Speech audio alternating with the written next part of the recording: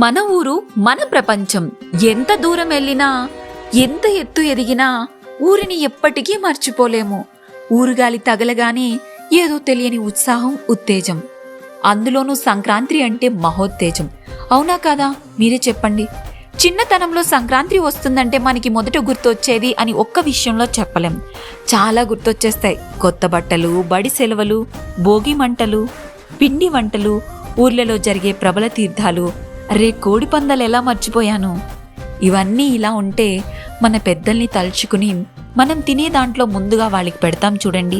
అదే కదా మన ప్రేమని మరింత రెట్టింపు చేస్తుంది, మన విలువల్ని మనకి గుర్తు చేస్తుంది. మరి ఈ సంక్రాంతికి ఎంతమంది మీ ఊర్లకు వెళ్తున్నారు? నేనైతే 3 రోజులు ఊర్లోనే ఉండి సూపర్గా ఎంజాయ్ చేసేద్దాం అనుకుంటున్నాను. మీరేమంటారు? వచ్చేస్తున్నారా?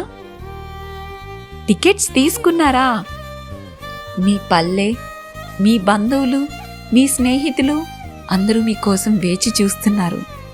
సంక్రాంతి పండక్కి నా కొడుకు ఎప్పుడొస్తారు, నా ఫ్రెండ్ ఎప్పుడొస్తాడు, నా ఫ్రెండ్ ఎప్పుడొస్తాడు, నా కూతురు ఎప్పుడొస్తుంది, అలా ప్రతి ఒక్కరు కూడా వాళ్ళ మనుషుల కోసం ఎదురు చూస్తూ ఉంటారు. అంతేకాకుండా పిండి వంటలతో సిద్ధంగా ఉంటారు. మరి వచ్చేయండి త్వరగా.